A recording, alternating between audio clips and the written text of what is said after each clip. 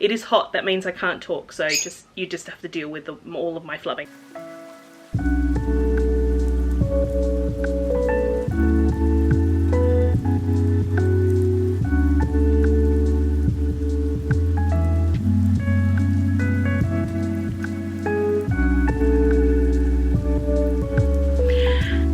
Friends, and welcome to Lovebird Lane Makes. My name is Julianne, and if you enjoy knitting and quilting and other crafty things, then you're in the right place.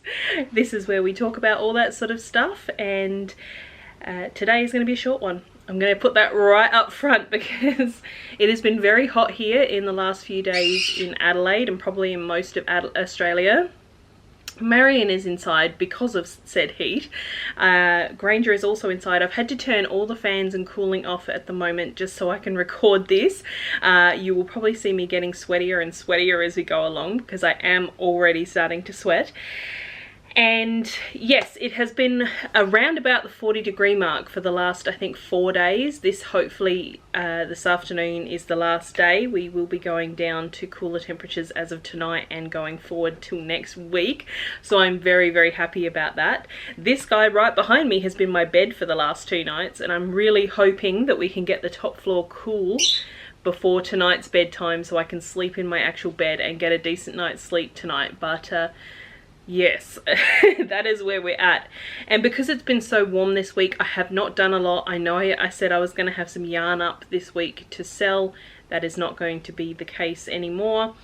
And I have not done a whole heap of knitting, but I have done a little bit, hence why this is going to be a short episode. I do have a new pair of socks for you though, so if you follow my Lovebird Lane Makes Instagram, you will have seen that I pulled out some of my Felici yarn to knit a pair of socks. And I've gone quite far with them, apart from the fact that I've kind of had to stop now because I have punctured a hole in my finger, because I have a very bad habit of pushing the needle back into the stitches as I'm knitting. So I don't know whether you'll be able to see it, whether I can get the camera to focus on it. But you can see just there, that little red dot. You can see otherwise on my finger, you can see where the skin is peeling from where I have pushed the needle through, but that little red dot was from yesterday, and I have actually punctured my finger quite a few times in that exact same spot. So I think I'm gonna have to put these socks aside for the moment. However, I do have a lot to show. So as I said, I dug out some Felici yarn, and this is the one that I chose. This is the Cheshire Grin. So if you recall from my yarn stash video, I had some Dark Side, which is kind of like the Pink Floyd Dark Side of the Moon album cover that I said I was going to make socks for Simon out of, and then these ones I'm making into socks for me. So as you can see there, we've got some blues and aquas, some pinks, and we've got this burgundy kind of colour in here. So they're kind of mauvey pinks, sort of dusty mauvey pinks. And I have a lot of a sock done. So I only started these day before last, I think. And I had almost entirely knit the leg the first day that I started knitting these. And then I had to do this heel quite a few times because I'm very out of practice in doing this type of heel. So I will tell you the details, because this pattern, it's by Lollipop Yarns, who is a yarn dyer who dyes a lot of self-striping yarns. So she's created this sort of sock recipe. It is a free recipe on Ravelry, and basically it just makes this little scallop sort of shape. So you're basically working 2 rounds of like a pattern to give you this little scallop shape every time the colour changes. And because it is a recipe, she doesn't really tell you how many. I think she does give a guide for how many stitches to cast on. Marion is getting very loud. She wants to know who I'm talking to and why I'm not talking to her. So basically she tells you how many stitches to cast on. She tells you to do knit 1, purl 1, which is not my favourite ribbing for socks. I tend to like a 2x2 rib, but I just went with what the pattern said, because the stitch count, which I believe I did 66 stitches. It is hot, that means I can't talk, so you just have to deal with all of my flubbing. But yeah, 66 stitches, and because that's not divisible by 4, which 64, which is my usual stitch count, is, I just went ahead and did the 2 by 2 because I didn't want to faff around with doing any other, trying to figure out any other pattern. And the heel that I'm using, because the pattern does not give you a heel, it gives some suggestions. It gives an afterthought heel, I think. It was afterthought heel, OMG heel, and Fish Lips Kiss heel, because Fish Lips Kiss, if you've been here for any length of time, you know that that used to be my favourite heel type for hand knit socks. I've kind of gone off it as of late, so I figured I would try the OMG heel, which is a pattern by Megan Williams, or Megan I think is the way you pronounce her name, as part of the Stockinette Zombies. That was, I don't know if the vlog is still going, it was a video podcast on YouTube. I'm not sure, I haven't seen it for a very long time, so I don't know if they're still going. But yeah, Megan Williams, she's done quite a few designs. You'll find a lot of her stuff over on Ravelry. This is her OMG heel, and serendipitously enough, this was not intended, it just the way it kind of worked out was, I started, when I start Felicia yarn, I tend to cut the first colour. So if you see there, this is the lighter blue in the like this one here, it's the lighter blue, and I cut it just past there, and then I cast on with and do the first part of my ribbing with the rest of the next stripe. And because of that, I got down to here and I started my heel on the next stripe, which was this light blue. And I had the waste yarn still, I hadn't discarded it yet, the waste yarn from what I cut off at the beginning of the ball when I first pulled my end out, and it just happened to be this blue. So this here is more than one stripe worth of yarn. So if you're going to try to do this, to do like I did, you'll want to start your heel with the discard yarn colour. So I was able to have, I've basically only missed one stripe on the top of my sock because that colour is in the heel here. And this green, this like aqua that comes up next, would have started in here somewhere. But because I used that discard yarn, I got the whole heel in the same colour. So if you're one of those people that is a real stickler for having every single stripe along the top of your foot, this probably will not be the type of heel that you want to do, unless you want to break your yarn before you start the heel and take it from the other end of the ball, is always a possibility. So I hope all that made sense. And now I'm just working my way down the foot. So, and as I said, I'm probably going to have to put these aside for a little while just to let my finger heal a little bit.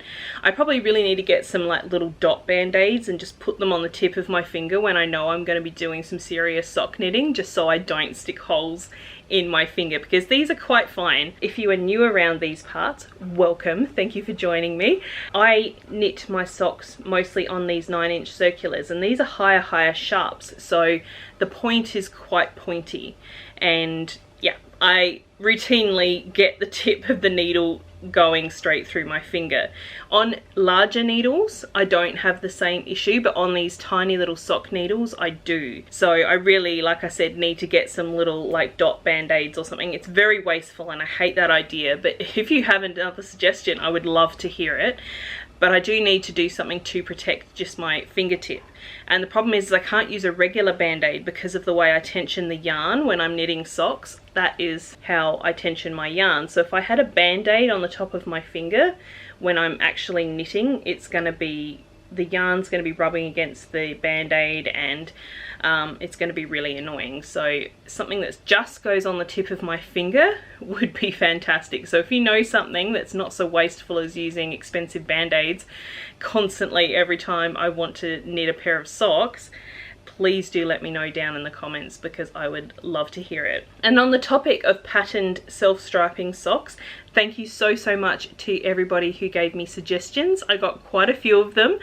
I've added pretty much all of them to my Ravelry library if they were free, and then into my favorites if they weren't. I think most of them were free. But yeah, thank you so much for helping me out with that. There are quite a few there that I want to have a go at, and this was just the first one. I just like this little scalloped kind of pattern, and I kind of miss knitting on my bubble cardigan, and this kind of reminded me of it, so that is why I chose this one. I just like the little waves, and I think in this colorway it's actually coming out really well. I really enjoy the way that this is knitting up, which is why I've bashed out so much sock in 2 days, because I'm really enjoying it.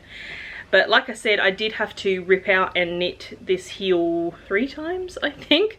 I did most of, I got through my, like the slip, this section here, the heel flap, one time, realized I continued on, realized I didn't add enough rows in my heel, so I had to rip back, add that extra row, continue on, and then I started knitting it with the aqua, and then I realized that I had that spare yarn, that discard yarn, so I ripped it back again. So like, it's been ripped back multiple times, and I have actually completely re-knit the entire heel flap back to the beginning. So that's, you know, a little bit annoying, but it's fine. So hopefully we'll have a finished sock next week. Granger is just coming to sit down next to me.